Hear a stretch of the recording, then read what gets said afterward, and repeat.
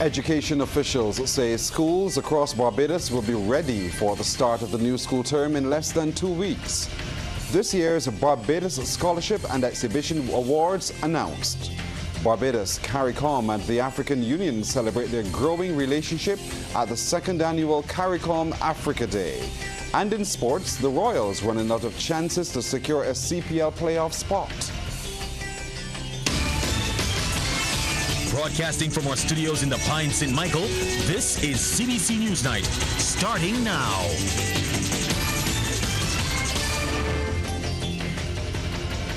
Good evening, I'm Pearson Bowen. An assurance from the Ministry of Education about the readiness of schools for the start of the new school term in less than 2 weeks. Education Minister Kay McConney has provided an update.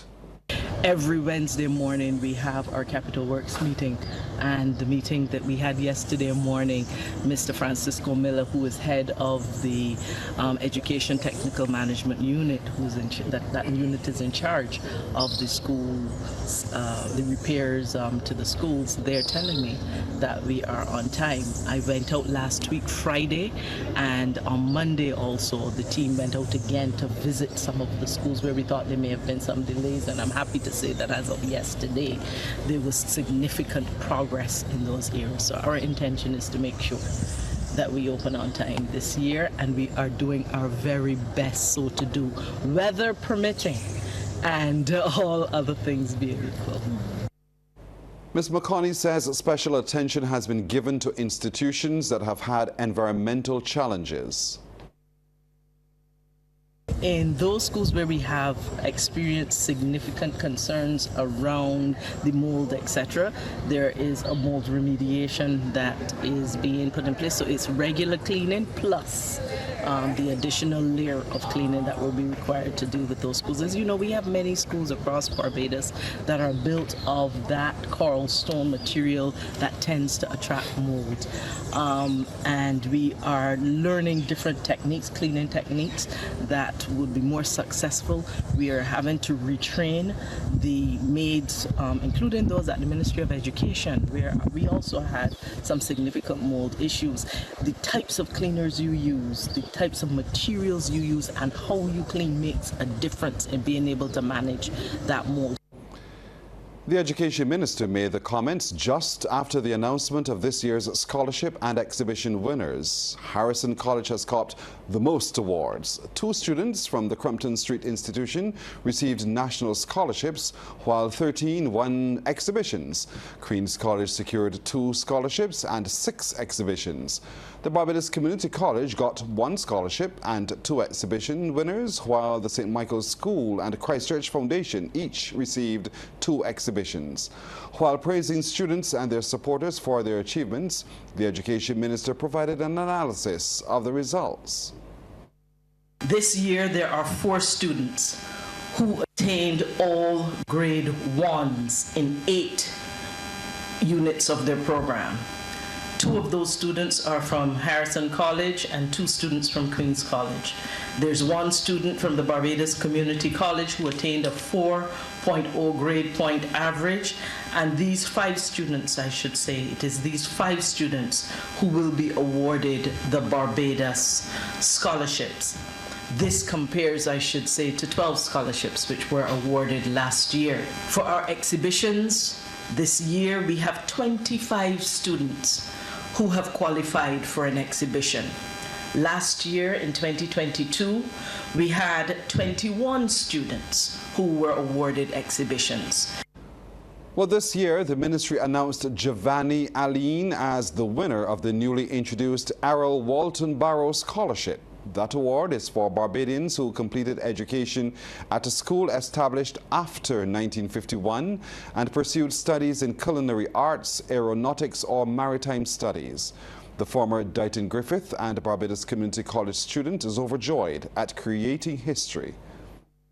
I honestly don't know how to feel. I'm very grateful and thankful for the opportunity to be the first carrying the baton of the Barrow Scholarship, and I'm going to do my best. I'm going to pursue a bachelor's degree in ocean mapping at the Marine Institute, Newfoundland, St. John, Canada. And we caught up with some of the scholarship winners and their relatives following the announcement. More now in this report from Rianne Phillips. 18-year-old scholarship winner Ria Yadula, who was born in India and later moved to Barbados, is preparing to enter the medical field. I'm studying medicine at UWI Cave Hill, and the reason I chose medicine is I was always interested in the sciences, and I think through medicine I get to study what I love while also being able to use that knowledge to help other people who need it.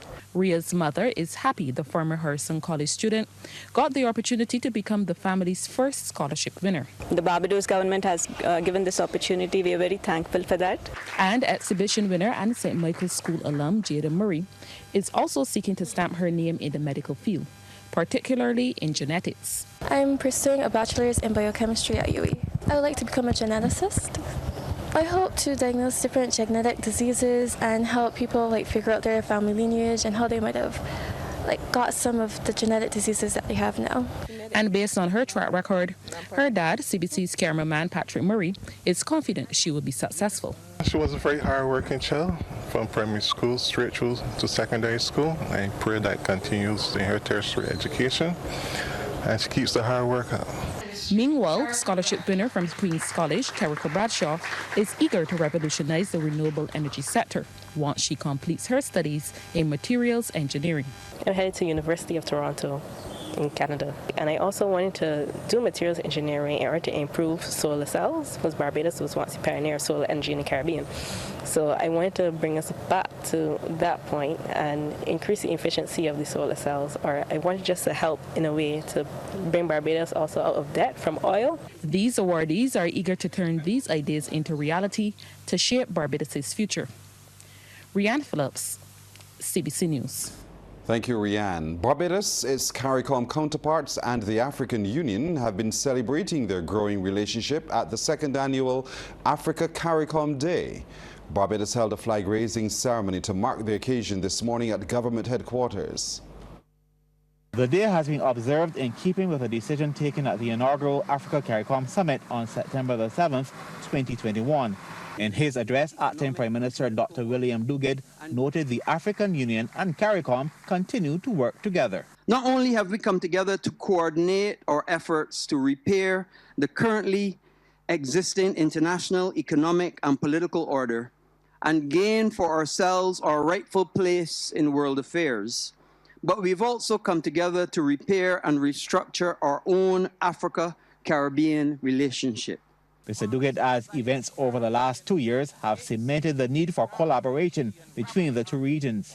I refer to such events as the constantly deepening security, governance, and humanitarian crisis in our Caribbean nation, Haiti, as well as the military coup in the West African nation of Niger, and the deadly and tragic civil wars that have so scarred the nations of Ethiopia and Sudan. Director of the CSME, Leo Titus Preville, says the relationship between Africa and the Caribbean is already proven fruitful.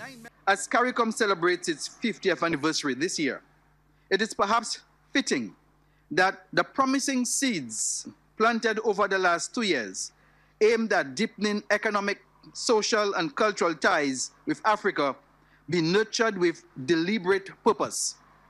Already, the foundation is being laid for access to capital by the private sector through the Afri-Exim Bank. 9 member states have signed partnership agreements with Afri-Exim Bank, which has committed to extending $1.5 billion US dollars, a line of credit of that magnitude, to CARICOM member states. Meanwhile, founding Dean of the Faculty of Culture, Creative and Performing Arts at the University of the West Indies, Cave Hill, Professor David Akambo, wants countries of Africa and the Caribbean to make deliberate efforts to boost cultural ties among other areas. I propose the idea of the AU CARICOM Age of Enlightenment, in which a targeted aim should be built a socio-economic, socio-cultural, and a scientific revolution that goes in tandem with the goals already identified or defined by the United Nations. The AU CARICOM Age of Enlightenment should be a period of scientific awakening centered on the interrogation of the drawbacks that impede the quick realization of socio-economic development between Africa and the Caricom nations. Second, I propose the idea of return to culture. Professor Akombo says cultural cooperation can have a positive impact on knowledge sharing and the technological and economic development of African and CARICOM countries. Sean Farrell, CBC News. Barbados could soon have a media policy on the ethical reporting of suicides. Mental health expert and consultant psychiatrist Dr. Joy Su says the Ministry of Health and Wellness is collaborating with the Pan American Health Organization, the Barbados Government Information Service, and the various media houses on island on the policy. She shared the news during a discussion hosted by PAHO that focused on the role of media in appropriate suicide reporting. That meeting was titled United to Make Suicide Prevention a Priority. Dr. Su says a workshop was recently held with media professionals and top health officials in Barbados. The Barbados Police Service will also be targeted. It is hope that we will also have a similar workshop for those members of the Barbados Police Service as it relates to information that is released to the various media hosts. The ministry is also collaborating with PAHO and UNICEF to conduct training in psychological first aid for first responders and the wider community, as well as training in mental health literacy for 30 primary school principals and participants. Dr. Su adds a 24-hour national mental health hotline is on the cards for Barbados. It can be seen by these interventions that we are addressing 3 out of the 4 suicide prevention interventions recommended in the World Health Organization's Live Life Suicide Prevention Package.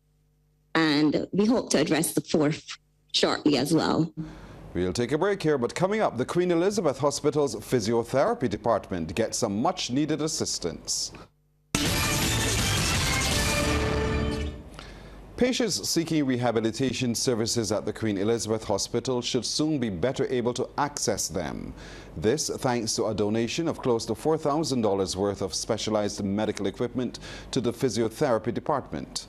The equipment presented by the Rotaract Club of South Barbados included folding walkers with wheels, units to assist with pain management, and exercise band kits. The club's immediate past president, Graham Bell, says the QEH was chosen as the main beneficiary following a needs assessment conducted with the physiotherapy department. The items are from monies raised from our Carting for Charity event, which we have annually. We raised around $6,000 at the event, and we decided to choose the Queen Elizabeth Hospital because we saw the need here. As Rotaractors, we do assessments as to what is needed in the community, and we recognize the need here in the hospital for these items. Accepting the donation on behalf of the unit were President of the Barbados Physiotherapy Association, Stacey Boyce, and Senior Physiotherapist, Dr. Lynn Morris. Dr. Morris says the equipment is critical to meet the increasing demand for rehab care. It is very timely because the donation of the walkers, we use them to mobilize patients on the inpatient setting. And right now we have wards that do need those walkers, so it would help us a lot. They also donated the TENS unit. These units are important for helping with pain management in the outpatient setting and inpatient setting. So it is very important to help with that. A mentorship program is underway to help address problems with at-risk youth in St. Philip. A pilot project for the Community High Achievers program known as CHAMP was launched at the Accra Beach Hotel. The local charity Red Foundation is administering that project. Chairman Alvin Jemmett suggests ways must be found to help at-risk youth in Barbados develop self-worth. He believes this will help place them on a path to make a meaningful contribution to society. Our youth need our help. They need guidance. They depend on us for leadership, and leadership we must give. So the whole idea of providing mentorship for our at-risk youth, especially those between the age of 7 and 18, we believe is paramount. We hear enough heartbreak stories, enough negative stories in our society. And the question then, therefore, is what are we doing about it? I'm here today to tell you that the Red Foundation is going to walk the talk, and we're going to do something about it. Well, the Maria Holden Memorial Trust is a partner in the CHAMP program. Project manager Donna Clark says they will fund 3 key components of the project, which will include one-on-one mentorship, group mentorship, and community mentorship classes. This program actually hits home. It hits one of our key target groups, which focuses on children and the youth. And it also hits primarily with one of our key sectors, which is education and training. The Community High Achievers program will operate as a community-based out-of-school program within the parish of St. Philip. Now, when the Red Foundation first approached the Maria Holden Memorial Trust about the program, we looked at it being a 2-year program. However, after further due diligence, we felt that it was important to do this as a pilot program to see how it would, how persons would react. 3 government MPs are among a list of distinguished attorneys at law granted the honor of senior counsel by President, Her Excellency the Most Honorable Dame Sandra Mason, acting on the advice of Prime Minister Mia Amor Motley. They are Minister of Home Affairs and Information Wilfred Abrams, Member of Parliament for St. James North Edmund Hinkson, and His Honor Arthur Holder, the Speaker of the House of Assembly. The others appointed are Tammy Bryan, Gillian Clark, Rudolph Greenidge, Kathy Ann Hambling, Anika Jackson, Stephen Lashley, Angela Mitchell-Gittins, Alliston Seal, and Lizelle Weeks. Well, as Barbados celebrates International Literacy Day, the National Library Service will be doing a major book drive in Speightstown tomorrow. Acting Deputy Director Beverly Archer tells CBC News their setup at the gazebo in the Esplanade is part of an effort to raise awareness about reading. We are offering books, we're distributing books to encourage persons to come and to start reading and to share with their friends and neighbors, as well as to promote the fact that there's a library at Speightstown, and we want persons to come in and utilize that library as much as possible. Yes, it has computers and it has Wi-Fi and it has all the nice things, including books. The Business Report, brought to you with the compliments of Republic Bank. We're the one for you. Well, time for tonight's report on business. While the last 2 years have been challenging for the local hospitality industry, the Hilton Barbados Resort has continued to hold its own. That's according to the chairman of Needham's Point Holdings Limited, Junior Warren, who made the remarks as he addressed a ceremony to relaunch 2 of its signature dining outlets, the Grill Restaurant and the Carinage Rum Shop, which both feature Barbados-inspired menus.